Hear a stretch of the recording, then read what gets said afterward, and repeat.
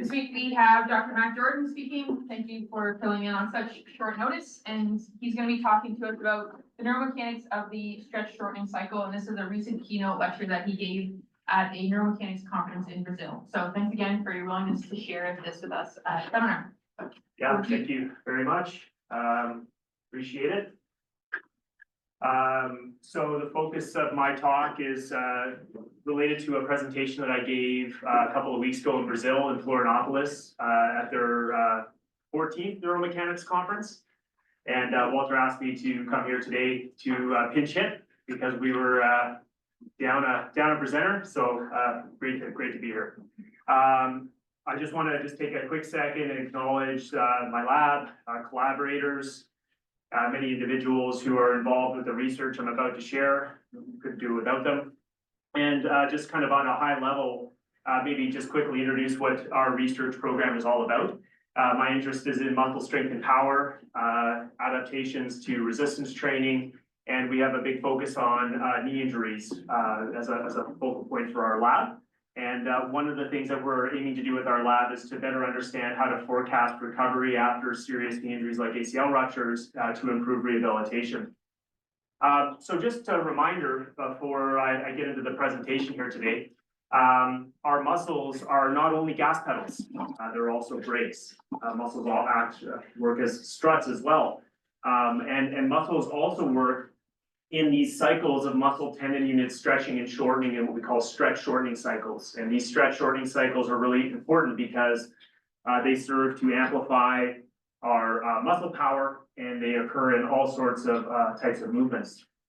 And now maybe a little bit of a story, because after the 2010 Olympics, I've been working with the Canadian speed skating team and cross-country ski team. I was looking for a bit of a shift, and my good friend Matt Price said, "Hey, we've got a position with the women's alpine ski team. Would you like to take it on?"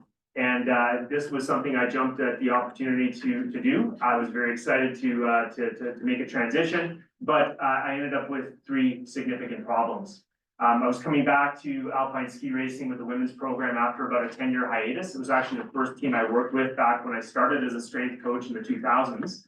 And these three significant problems had in part to do with the fact that in alpine ski racing, it's very, very well known that muscles are acting very much like brakes. So eccentric strength and this sort of quasi-isometric strength are actually quite important for alpine ski racers. But my problem was now trying to be a more scientific coach at this stage of my career is I had no ability to really measure this multi-joint eccentric strength capacity of an athlete. For all sorts of reasons, not the least of which is the fact that it's kind of dangerous to put a whole bunch of weight on somebody's back and try to figure out how strong they are eccentrically. The second problem that I encountered is the problem of ACL injury. And ACL injury is one of the most significant threats to a ski racer's career. Not just ski racers, lots of different athletes like in field and court sports. And this obviously in and of itself was another major challenge because we're trying to reduce the risk of these injuries. The third problem that I just want to introduce is the problem of ACL re-injury. And this video is of a ski racer that gave me permission to share this back in the day. But this individual is about 14 months after their injury, and you may notice that they take a really severe crash and they're now holding the contralateral knee. This is representative of a significant problem in ski racing, notably that contralateral knee injuries and ACL re-injury is something that happens at an alarmingly high level. So I guess the point of my story here today is to talk about how measuring this thing we call the stretch shortening cycle, how assessing stretch shortening cycle mechanics helped me solve some of these problems.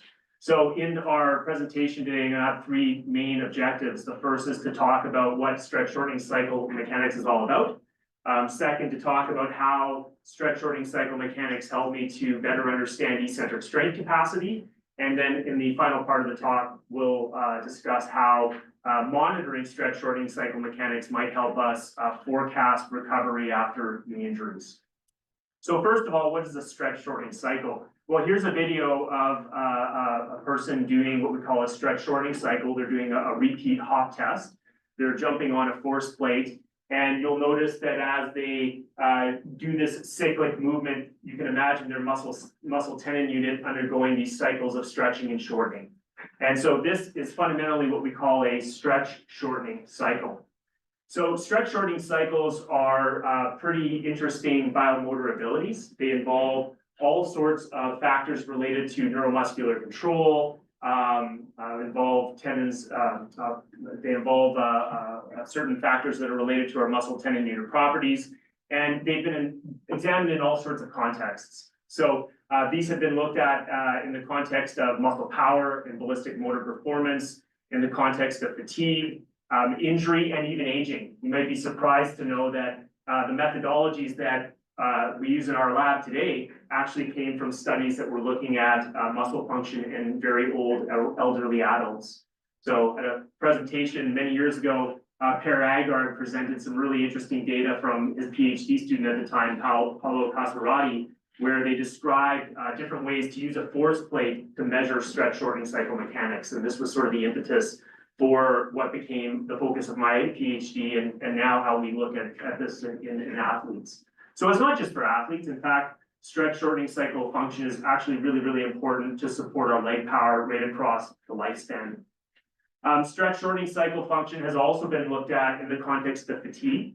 And this is actually quite interesting because in the world of athlete monitoring, one of the things that we're often very interested in doing is monitoring what we call performance fatigability. And so the stretch shortening cycle model and movement is actually a really nice way to evaluate performance fatigability in our athletes throughout training. So it's another application of this in the real world, so to speak.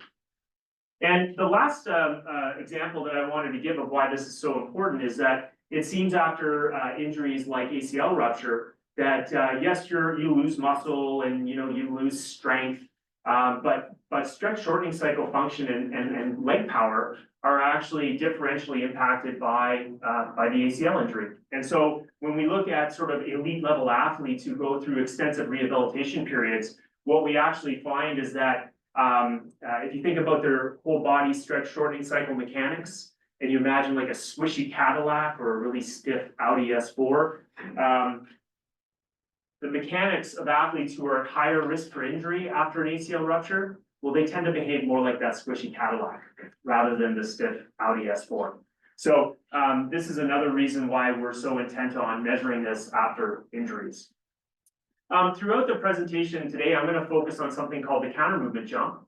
And the counter movement jump is a type of jumping that if I asked you to do a vertical jump right now, this is probably how you would do it. So you can think about hopping or maybe doing a squat jump like a frog jumping off a lily pad.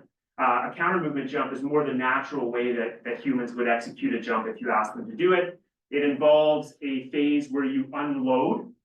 So you unload as you drop down into your bottom position. I'm accelerating down towards the earth. And then as I'm heading down, at some point I've got to push on my muscular brake to bring my center of mass velocity to zero before I start to come back up. And then my muscles work like gas pedals as I generate propulsion to come up and off the plate and up into the air. So now we've got this coupled unloading, braking, and propulsion phase of a counter movement jump that really lets us look at the stretch shortening cycle. One of the things that's going to be really key in the presentation is how we define the various phases of the stretch shortening cycle. And I want to just give you a brief overview of what that looks like. We move from the vertical ground reaction force, which is shown on the top panel here on the right of the screen. We've got the vertical force and time on the horizontal. This is a typical force time tracing of a counter movement jump. And then what we do is we calculate the velocity of the body center of mass. And this velocity of the body center of mass gives us a really nice way to define these various jump phases. So now with my counter movement jump force time curve, I can actually identify where the body is unloading, where they're applying their quote unquote muscular brake to stop their downward acceleration, and where they're using their muscles as gas pedals coming up and off of the force plate up into the air. We can also think about this again like a car, right? So think about maybe like that Audi S4 that's got that really stiff suspension, or the old squishy Cadillac that kind of sinks as you go around the turn on the road. And by doing this, we can actually calculate what we call lower limb stiffness, sometimes it's called leg stiffness, but think about this as how the hip, knee, and ankle joint act as like, almost like a spring. Now, I'm not talking like an actual spring, like tendon property spring, I'm thinking about whole body spring, if that makes sense. So here, what we do to calculate what we call lower limb stiffness is we can look at the vertical ground reaction force shown here on the vertical, and the displacement of the body center of mass, shown here on the horizontal, to calculate what we call a work loop. And so this work loop becomes a really nice way to describe the stretch shortening cycle function of an athlete. And you can read it just like a clock. The athlete begins in the standing position, they drop down into the bottom position, they apply their muscular brake, bringing their center of mass to zero, and then here's where they come up and off the plates and up into the air in the jumping action. And what's really interesting is if we look at this phase of eccentric deceleration or braking, is we can actually get these really nice pictures of how the injured limb and the non-injured limb are functioning in these stretch shortening cycle movements. So this brings me to the first transition point in the presentation. And the main point I wanted to get across is that muscles are not just gas pedals. They also act as brakes. And when we combine the muscular braking and propulsion cycle of muscles and tendons, we call this a stretch shortening cycle.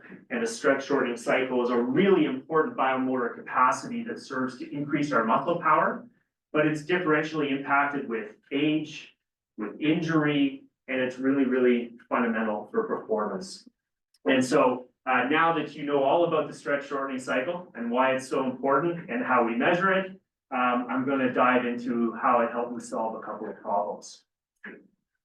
So the first problem is this area of strength diagnostics and evaluating this muscular braking capacity. It might be natural if you're looking at the stretch shortening cycle function and you go back to me on the ski hill in 2012 watching ski racers do their thing and recognizing that braking is such a crucial part of their sport. You might be wondering if maybe this braking phase of the stretch shortening cycle might help you understand the eccentric strength capacity of a ski racer. Because let's face it, I wasn't going to bring them into the gym and put a bunch of weight on their back and see if they could lower the weight. And you can imagine about maybe doing this on a Cybex or a Biodex. It doesn't really reflect the multi-joint function of a skier. Probably gets at it a little bit, but not really the same way that when they're skiing. And so, maybe this stretch shortening cycle can help us. So, we think about muscles getting bigger in their cross-sectional area. We think maybe about fascicles getting longer, and we know that these are fundamental biomechanical properties of muscle or physiological responses to loading. But that we forget sometimes that some of these other mechanical muscle properties are actually really, really key drivers of muscle function. And I love this quote from Walter. He's got one of my favorite papers where he discusses about the biomechanics of muscle contraction and says this, that the importance of mechanical properties, such as the force-velocity relationship, is a less known fact than size adaptations of muscles, but they must be considered when analyzing the use of an athlete's musculature for optimal performance. So these basic mechanical muscle properties, like the force-velocity relationship here that's shown in the solid black line, this is the product of force and velocity, which gives us the power-velocity relationship, is a really fundamental property of muscle. In terms of measuring this, we have been limited in some ways with whole body biomechanics to measure this in athletes. But one of the things that we recently acquired in our lab is this really neat robotic leg press. And so this robotic leg press is really hopped up with lots of power. It's got a servo motor. It's just like a Biodex or a Cybex, some of these dynamometers that we have downstairs. This leg press can be programmed in all kinds of different ways. We can program the speed, we can program the forces. And what's really nice about this is if I put the individual in the rig and they lock themselves in and the machine starts to move, I can actually start to measure that maximal ceiling for eccentric force production. So for the first time ever in my career, I can actually measure this side of the force velocity relationship, which is this ceiling level for eccentric force capacity, and not during a single joint movement, but actually during a multi-joint leg extension exercise. So this is a really cool opportunity. And let me tell you, there's a lot of unanswered questions that are emerging as we start to test this more and more. So from our eccentric contractions over to our concentric contractions, we start to define this force velocity relationship. And one thing that's become really popular for evaluating force velocity mechanics is this simple functional force velocity test, where we have athletes perform vertical jumping with various types of external load. So I can take an athlete performing a vertical jump on a force plate, I can have them jumping with their body mass, hands on hips, and then I can add a little bit of extra load, and I can start to create a functional force velocity relationship in this range. We can also on our system measure high velocity movements, but one thing that's kind of neat is that we might be able to take these jumping movements and to create this functional force velocity relationship to understand whole body force velocity mechanics. I thought it's really neat that if you go back to A.B. Hill's paper in 1938, won a Nobel Prize for this work, you'll notice that on the vertical axis of this study, he's showing the velocity of shortening of a muscle in centimeters per second, and he's showing the extra load applied in grams. And in a very similar way, so he creates this hyperbolic force velocity relationship. And in a very similar way, what we do with the jumping human is we apply an external load, not in grams, but in kilograms with this extra weight, and we measure their takeoff velocity. So now we've got this velocity load relationship, just like A.B. Hill would have done it, except what we're using is the force plate in the jumping human to create this relationship.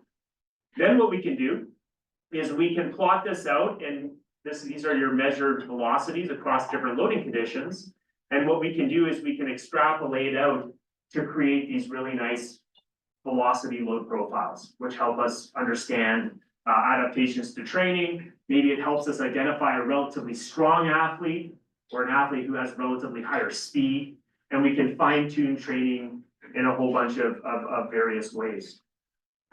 So we could potentially identify, these sorts of adaptations that happen in response to resistance training. But the other thing that we can do is, because there's a phase of movement with that extra load where the athlete is having to put on the brakes as they drop down into the bottom position, so they got that extra load, they're unloading, and now they're using their muscular brake.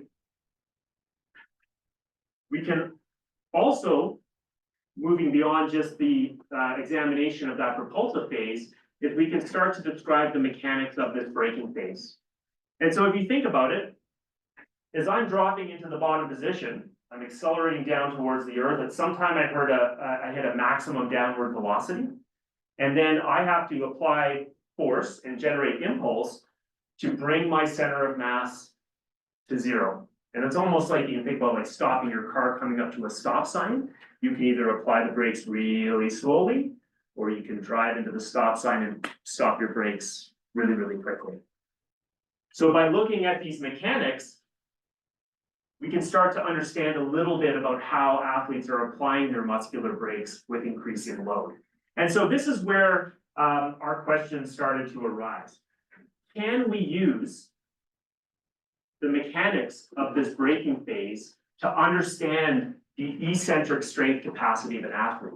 Because the advantage here now, because we can measure this on our robot leg press, is that if I can understand whether or not these mechanics relate to your ceiling for eccentric force capacity, now I've got this relatively sub-maximal test that involves a vertical jump with a little bit of extra load, and this might help me measure the eccentric strength capacity of an alpine skier in a safe and hopefully effective way.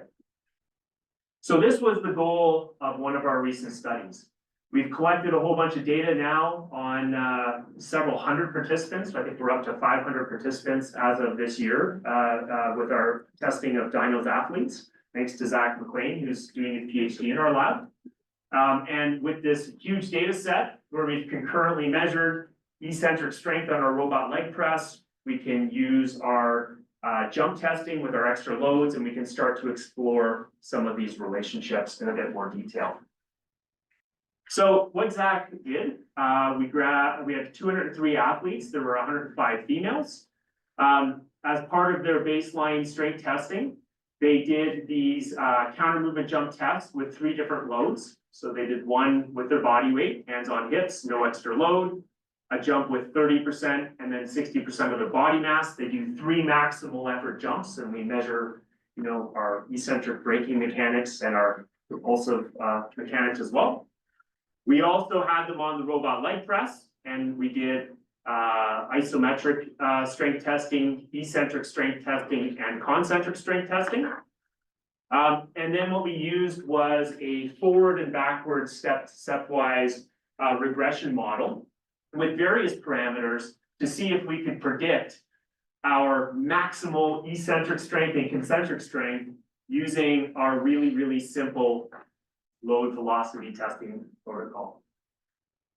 These were the parameters that we selected. We used the modeled force intercept. So this was the theoretical maximum force they could generate based on the force velocity model with jumping. We used their velocity intercept. And then we took these eccentric and concentric impulses that relate to the velocity of the body center of mass. And we put these into the regression. We did our stepwise models, and we looked at our ability to predict strength. So we built a model to look at eccentric strength and concentric strength, and I'm going to show you some of these results. This is, first of all, looking at our eccentric model. The model included our heaviest jump condition. So this was what our forward and backward stepwise regression revealed as the most simple and informative model. It revealed that the minimum velocity with that 60% of body mass loaded condition jump, the eccentric impulse and biological sex were sort of identified as the main predictors, explaining 36% of the variance in eccentric strength.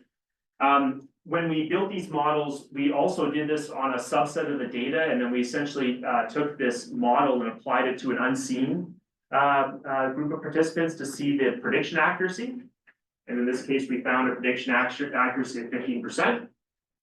And then you'll notice down here on the bottom, in our concentric model, it identified that force intercept, the impulse, the concentric impulse with our heaviest loaded condition for jumping and biological sex, explaining 66% of the variance in that concentric strength, and we found 10% prediction accuracy. So you might be wondering where the application is with this, but because it's so difficult to measure strength in an athlete population, especially when you're running the risk of injury and you're wanting to dissect eccentric strength from concentric strength mechanics, whether it's for a ski racer or maybe it's after an injury, this starts to give us a little bit of confidence that maybe this jump test that we do, this really simple, straightforward jump test, actually might have a useful application in the real world in an applied sports setting. I just thought that before I move on, it might be nice to just kind of dissect the relationships here. I'm showing here on the left panel maximum eccentric force. This is from the leg press. And we've got the impulse in our 60% loaded jump. Over here, we've got our force intercept that we obtained from our velocity load relationship. And over here, you've got your maximum concentric force. And this is just showing a linear regression for males and females. And why I wanted to show this is 2 reasons. Number one, you may remember that we had a 10% prediction accuracy on this side, which I actually think is pretty good relative to a kind of a jump test to be able to sort of like predict what somebody's strength might be. But I just wanted to highlight on the eccentric model. You may remember that I said that we're finding many new questions now that we're testing eccentric strength in our athletes. And we only explained 36% of the variance in eccentric strength with our model. What really seems to be interesting is the different ways that the male and female participants are regulating these eccentric contractions. So we're seeing some interesting results in terms of this eccentric force capacity that we can't quite explain. But I think that's one reason why the model doesn't perform quite as well, is that for whatever reason, seems like people regulate this in different ways. So that maximal braking function of muscle, I don't know if it has to do with tendon stiffness, neuromuscular control, but something seems to be going on that's different between males and females and different across various levels of strength. And maybe that's why our model didn't do quite so well on this side of the equation. So at this second phase in the presentation, the main goal of this part of the talk was to highlight a problem I had. That problem was I was working with athletes who really required high levels of eccentric strength in their sport, but I had no real feasible way to measure this in the real world. Doing it with free weights would probably put too much risk for injury. Going into a lab might cause too many problems with the fact that it's only single joint and these athletes are using their limbs in a multi-joint fashion. And I always wondered whether or not this really simple jump test with extra load could actually help me understand the eccentric strength of an athlete. The main take-home message is it seems like there is some relationship there. Obviously, there's a few unanswered questions, but this might be a practical way that we can assess athletes in the real world, monitor their function without having to take them to these super heavy loads to test their ceiling capacity for force production. So in the final part of the presentation, I just want to focus now more on knee injuries. And I want to highlight some of the ways that assessing stretch shortening cycle function helped us with the whole problem of forecasting recovery after injury.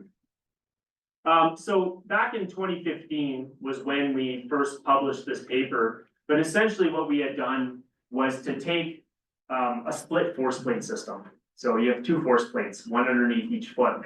And we were using this split force plate system to look at these interlimb asymmetries in athletes with ACL injury.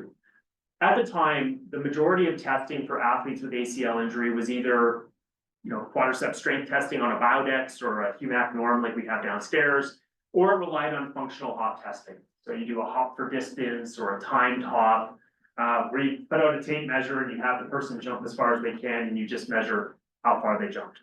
But the limitations with that would be that athletes could compensate in the performance tests and mask where they had biomechanical deficits. So we would miss these deficits. And we started doing this really simple dual force plate asymmetry test as a way to measure the biomechanics pragmatically in a sport environment, and to use this as a part of our routine monitoring. Just to give you a sense, if you're watching these curves here flash across the screen, you may notice how those force time curves change as a function of recovery after injury. If I can just quickly drag this over, I can maybe pause it on one of these. So I'll play this a little more.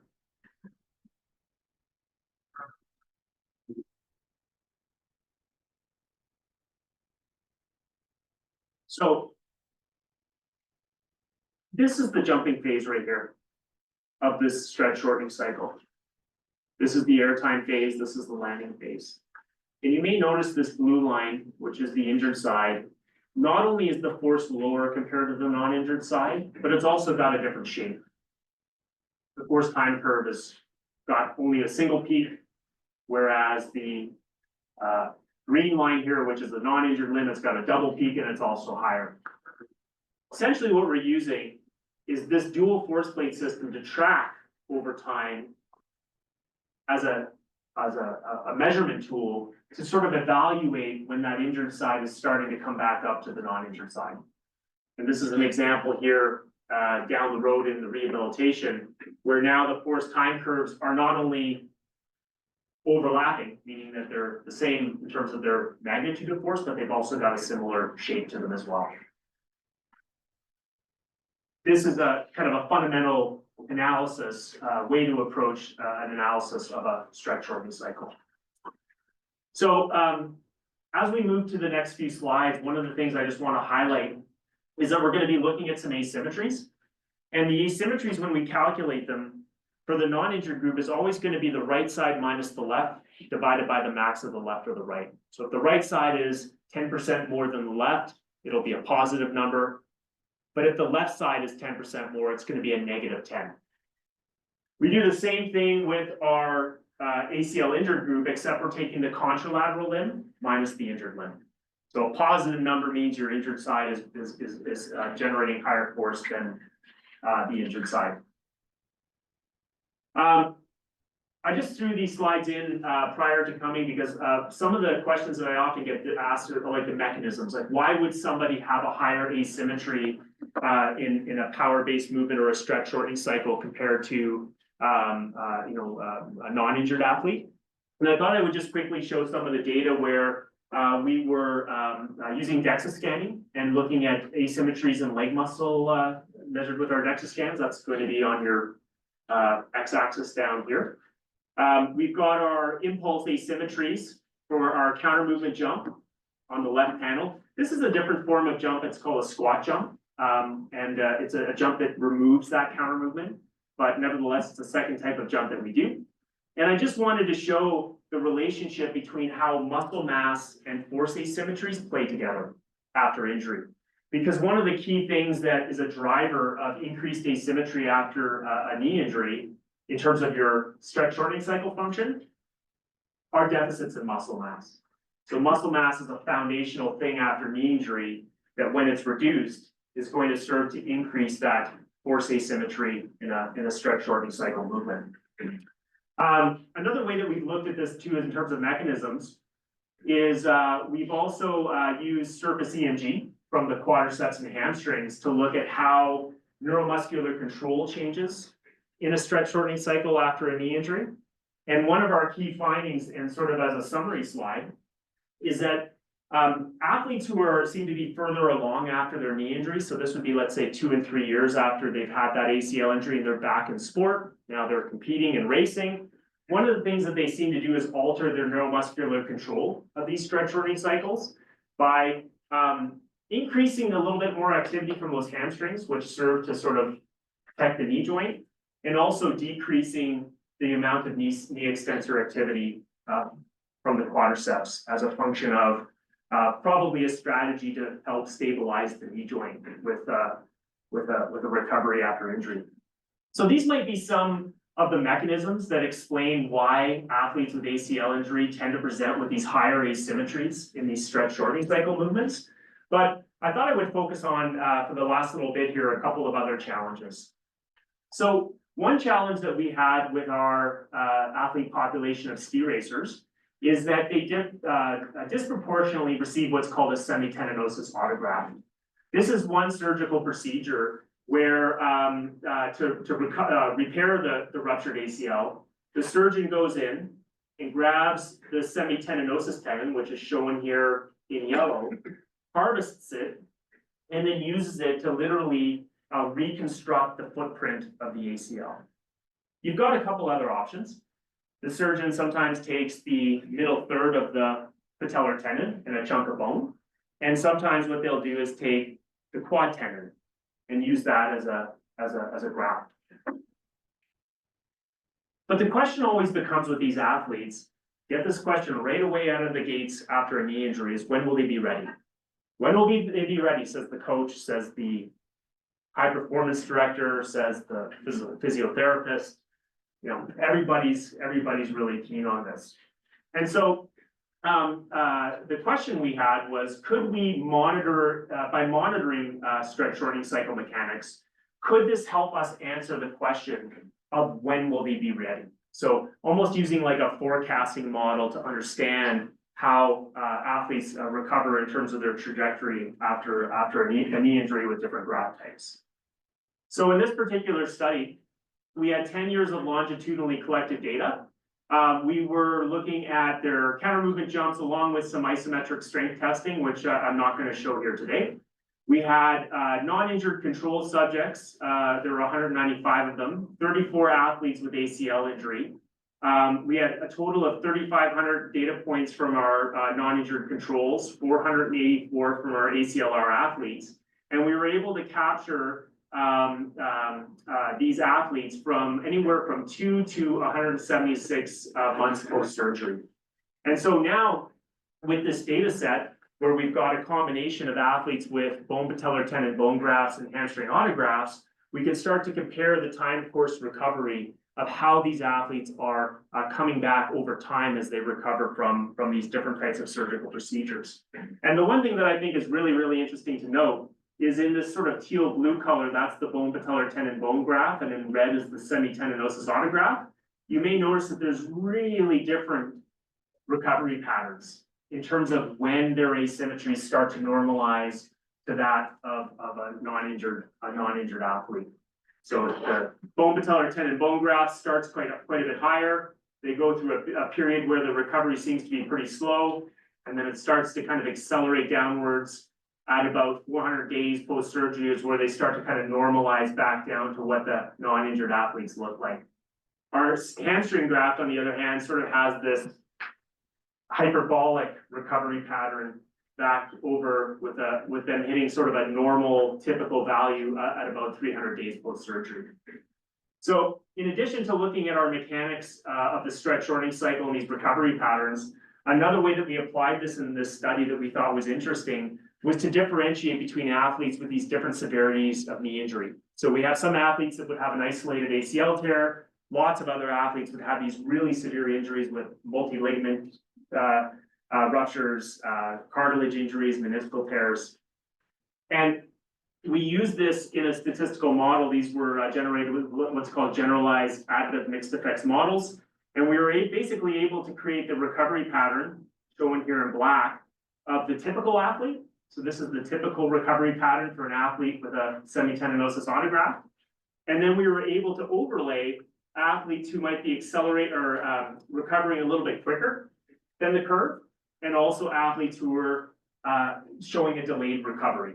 So now the idea would be is if we could get a couple of data points between, let's say, day 100 and 200, is now we might be able to model and say, based on our forecast, we would estimate that the athlete's on track for a recovery pattern that might be something more like 400 or 500 days, or maybe they're on track for a more early recovery based on their functional parameters.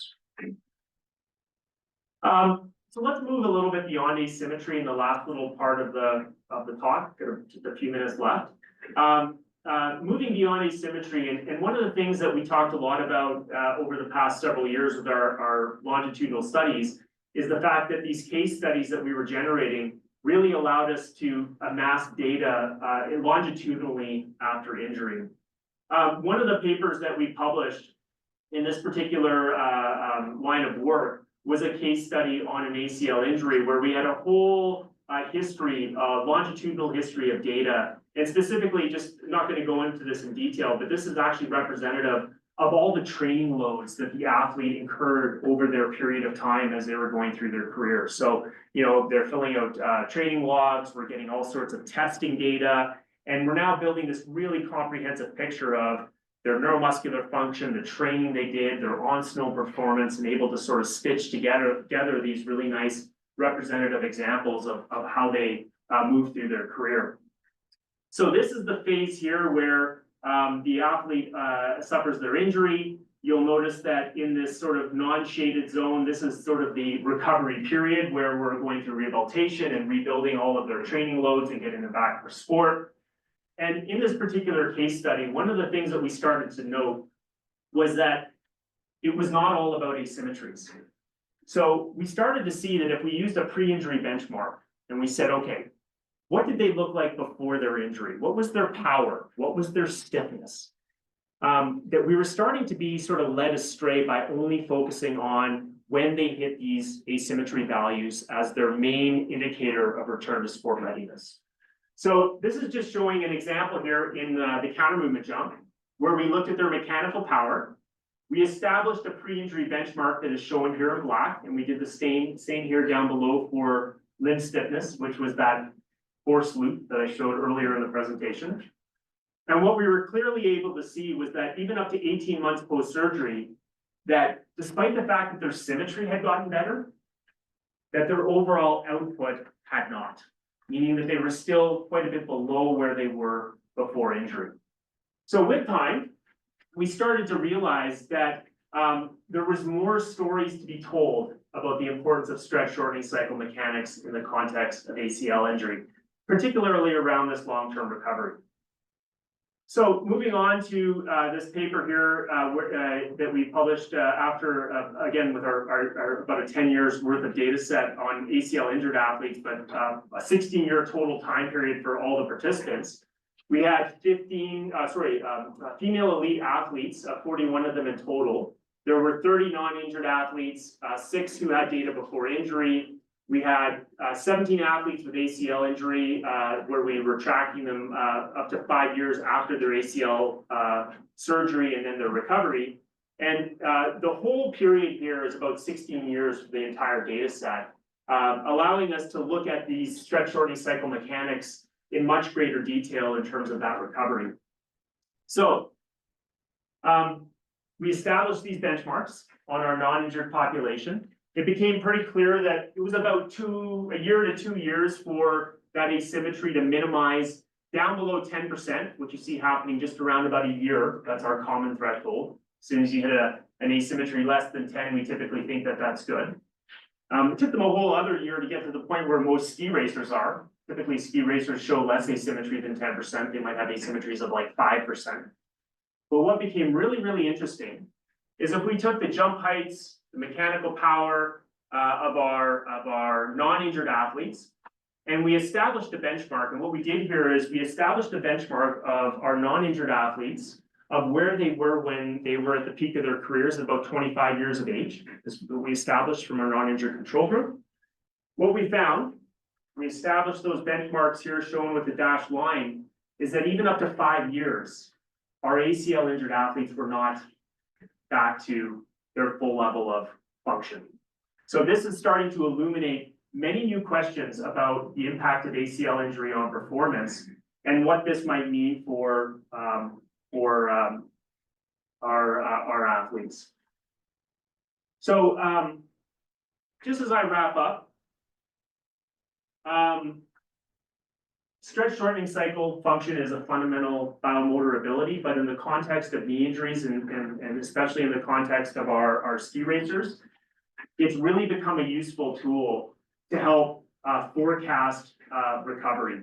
And the take-home message from what we're seeing is that despite time and despite asymmetries minimizing, there seems to be these really prolonged decreases in neuromuscular capacity defined with our tests that extend for many years after athletes have undergone this particular type of surgery. And so that's a focal point for some of our future work. So with this, I just want to wrap up the talk. There was 3 main objectives.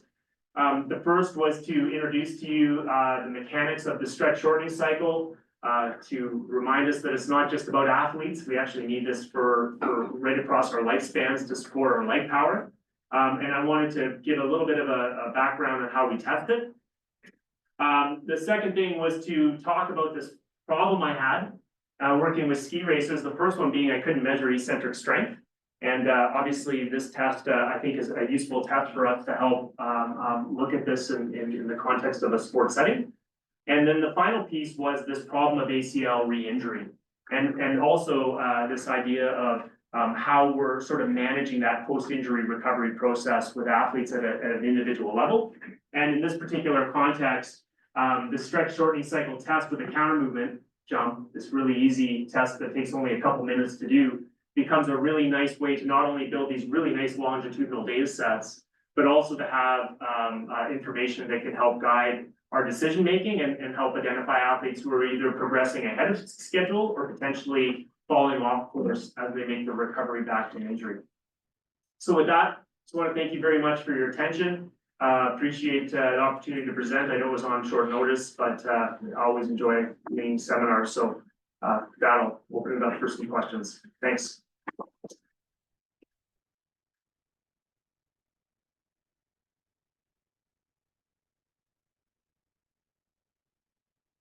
My question is, you might not have the answer to this, but how does other types of injuries correspond to the data for ACL injuries? So is there something special about ACL injuries as to why they're not getting back to normal?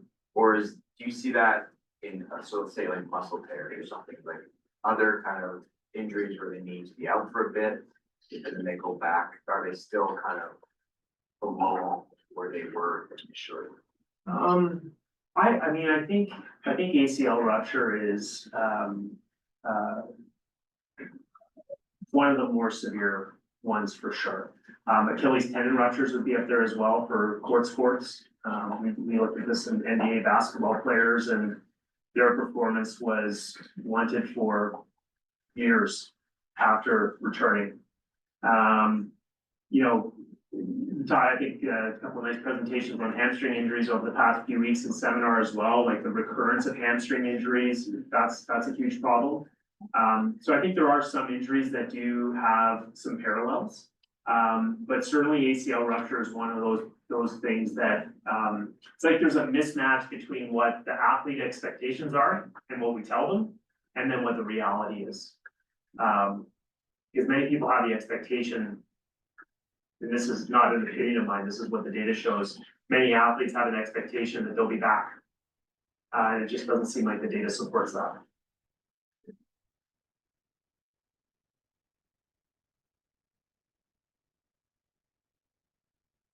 Thanks for the presentation. I remember a paper where they found some differences at specific angles, especially like right after SCL injury, like positive was here on every angle, but people were recovering at like low angles of like for the concentric force of the quadricep, for instance.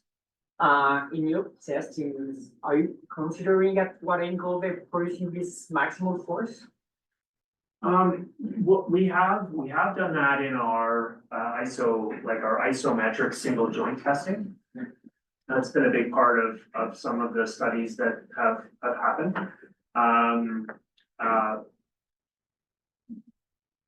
We are certainly very much aware that the impact of the ACL injury on the sorts of movements that we saw today, these stretch shortening cycle movements, it seems to be differentially affecting these propulsive phases. So these late propulsive phases where the knee extensors are involved in the movement. So I think joint angle plays into it quite heavily. I'll just maybe offer one more piece of the puzzle that I think is kind of interesting. I don't know if my cursor's still here, but I will just show you quickly because I think it might be interesting for your question. Is that if you take a look, let's just take a look at these teal lines here. This is the eccentric deceleration phase. So this is the phase of movement where again you're coming down and now you're putting on the muscular brakes. And so this is this phase of movement. Then you've got this phase, which is on the left, which is the propulsive phase. You may notice that the recovery pattern is slightly different. And you may notice that they actually recover that braking phase earlier. So I think that speaks to your question about range of motion. Is this phase is recovered earlier, this phase is recovered later. So I think that's a big part of it. And there's another question about this kind of power. Are you like thinking about doing some reverse dynamics on the data, just having some cameras doing like some motion capture? So you can have like maybe specific like knee power or knee extension velocity on these tests? Yeah, I think that would be a great additional tool to have. The main limitation that we have with the types of testing that we do is certainly all of these data were collected from the real world training environment. So to give you a sense of how this works, for example, Monday morning as a function of normal training, athletes would be coming through the lab to do testing and then circling back out to do all their training. So the only constraint that we have with doing inverse dynamics and 3D motion capture is just time in this setting. But it would certainly shed a lot of light, so it's something we wanna do for sure. Would you get some markerless cameras? It gets a markless, it's now gets some markless cameras, agreed, yeah. Thanks.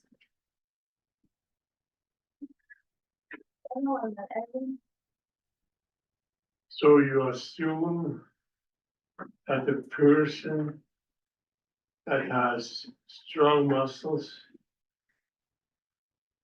symmetrically would be less injured than a person that doesn't have that. Is that your assumption? If I was wagering, I would say that having two strong limbs is probably the more important factor than having two symmetrically less strong limbs. I think strength is the big thing. I was involved about 30 years ago in a court case of a football player, an American football player. And he had ruptured the ACL. And the question was, did the surface of the shoe, the combination, have an influence? And we had videos and we did the analysis of the movement and calculated that the forces in there is dynamic. And the interesting thing was that we could not produce any forces in the ACL that would be the reason, that could have been the reason for rupture. Assuming a lot of different possibilities that are there. I mean, it was no contact. And the only thing that we could do was to say, if we set the forces to zero in the muscle for about 40 milliseconds, then we would have a rupture. And as a matter of fact, I had many different other things in my career that went in the same direction, that ACL injuries often could easily be explained with the forces that the muscle is not acting, the muscle turning off for a short time. Yeah. And I don't know whether that helps you in understanding your problem. I think it does, and it's, you know, I didn't go into great detail on this, Benno, but I think this is the interesting thing about some of the participants that emerged over the data set. So in this case, we called them the copers. But in this study, we had people with ACL injury who effectively were back. And we noticed that what really, and this is, I think, to your point, one of the things that we noticed was that they increased that preparatory activity. So when you're saying the muscles the only way you can make it happen is if the muscles turned off for a second. We actually were able to show in this study that the skiers with ACL injury who did well had higher levels of that pre-activity before they land, which was what we thought was preparing for landing. And this preparatory activity, this pre-activity, seems to be really, really important as a component of the neuromuscular control to prevent ACL injury and maybe even re-injury for that matter. So I think there's something to that for sure. Aaron? Just wanted to know if you observed like altered landing mechanics after the counter movement jump. Yeah, the only thing the first thing to say about the landing side was they seem to be pretty variable, which is one reason why I think we need to have more cycles of it in routine jumping to sort of get a picture of what landings look like. But in this study, one of the things that we did was we did these 20 jumps in a row. So we had lots of cycles of jumping. And it was really interesting to notice that the pattern was. So again, this, you have to take the context here of these ACL injured athletes who are back, so they're not recent ACL injuries, they're like 2 years down the road. As you would expect, the non-injured group tended to load both limbs pretty much the same, whether they were coming out of the bottom position, the top position, or landing. Both limbs, there was no evidence of a pattern. But in the ACL injured group, what they tended to do was load the injured limb more in the bottom position. Then they would load the non-injured limb more as they come up and off the plate. And then they tended to land with more impulse on the injured side. So it's like they pushed off in the air towards the injured side. And so there was a distinct pattern that was different. And it specifically relates to landing. I think that's another area that we don't have a lot of questions about or answers about, but more big questions. Good point, yeah. Questions? While we wait, maybe I'll ask a question. It kind of relates to what Bill asked in the beginning and then your answer as well to Robin. So you said that you noticed there were some people that did go back to better performance after the ACL injury as well. Did people ever reach that pre-injury level? Because I think you had the data set where you had athletes with data before and after their injury. So were there people that actually got back to their pre-injured levels? There were a few, you know, in terms of the entire data set. But we went back and we did a pretty careful analysis recently. This is specific to ski racers. And maybe I'll just take a step back by saying that lots of sports demonstrate these long-term performance impairments. It's not just ski racers. But ski racers are sort of this anomaly because the research always said ski racers, there's one study that says like 85% of them make it back. But they define getting back as the performance level. So you're on the World Cup or you're competing at the NORAM circuit, which is one of their North American circuits. We went back and looked at race data. And so in this case, we were able to, this is Nate Morris, who's doing a PhD in our lab as well.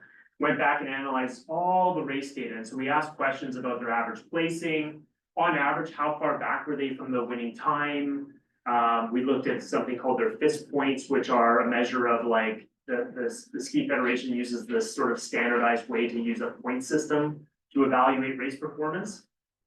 When we looked at it that way, only 50% actually made it back to their pre-injury performance level. So, and that was at 3 years. So like defining that return to performance can kind of be a little bit of a tough thing to do, but on average, it seems like it's kind of a 50-50 thing. I mean, it was not related to the severity of the injury. I'm not sure what is the main driver of that, but it seems like it's a 50-50. That was gonna be my next question. Was there any clear difference between the two? No, I know, and because we had, you know, he tried to account for these really serious knee injuries, these multi-ligament knee injuries. He tried to account for biological sex differences, age, but we couldn't really see anything that stood out. Now the data set's relatively small compared to maybe what other studies would be powered with. If you're talking about, let's say, you know, a study of soccer players or something, by definition, we had a smaller number. There was nothing that stood out. You know, not sure what that means. No. Your force time diagram shows in some cases that the initial going down of the vertical force almost went to zero. Is that normal? I mean, you know, I did about 1,000 of Thursday, but they were all about halfway down. Yeah. If you you watch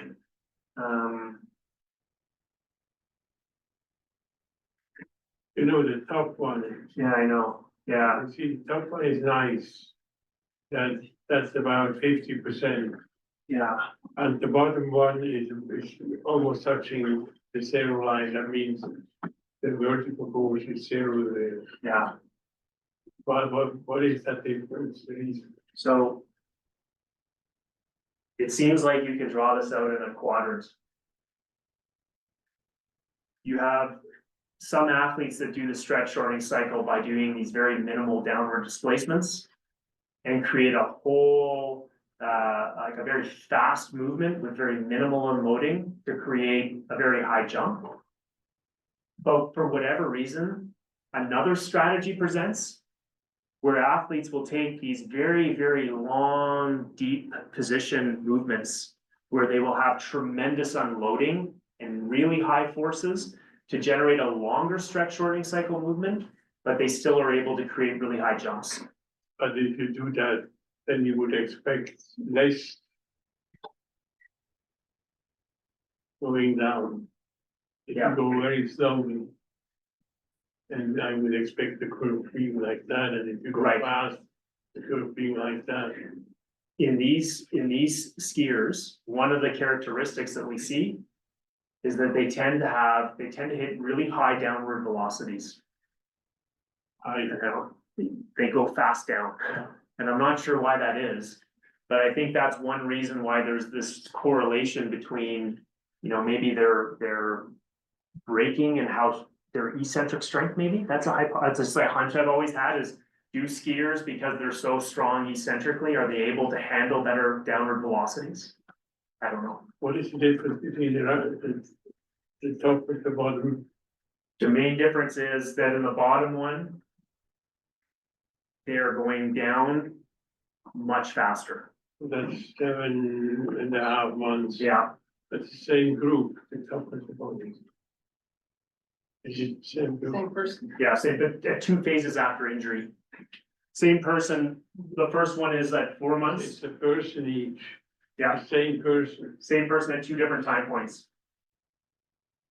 4.5 months after injury, 7.5 months.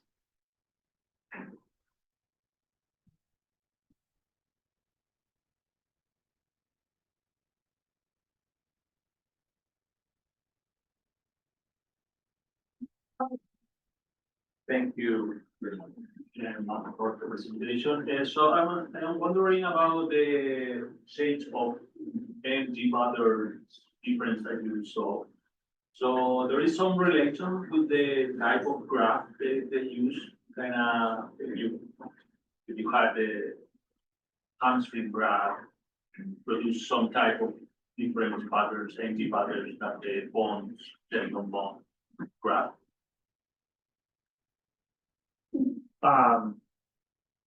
One of the things that we're really missing from our data set are more of these bone patellar tendon bone grafts.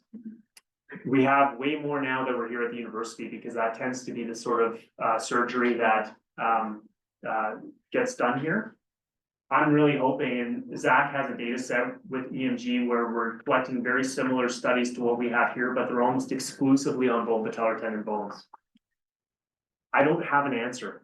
My hunch is, the bone patellar tendon bone grafts really do change your anatomy in a negative way when it comes to jumping. Compromising that tendon, it results in a lot of anterior knee pain. It obviously tremendously affects the engagement of the knee extensors. My hunch would be is that it probably also plays into the neuromuscular control. But I don't have the data yet to really explain it. I have a second question related with the same topic, but more like from the mechanic perspective of the graph. What is your opinion about the ligamentization process after the surgery? So, do you know if there is difference between hamstring tendon, bone tendon? And could be something that is important to add in this I think it equation? is. You know, the process to transform this Yeah. out graph Yeah. to ligament. For sure, yeah. I think there's some really clear statistical differences in the literature on bone patellar tendon graft versus the semitendinosus graft. And a majority of the literature favors the bone patellar tendon bone graft over the semitendinosus graft. So Nick Patati obviously was one of the individuals who did a really nice randomized study comparing different graft types. And it's pretty clear, especially in young athletes and bigger athletes, that the bone patellar tendon bone graft is a stronger graft. And in terms of ligamentization, I think that that's one of the things that couples into the idea of like the mechanical strength of the graft as well. So so I don't know, like from a neural standpoint and the innervation standpoint of the ligamentization process, I'm not totally sure what the differences would be. But mechanically, it's a stronger graft with lower re-rupture rates. So, yeah. Any last questions? All right, then let's thank Yeah. Matt Jordan. Thank you.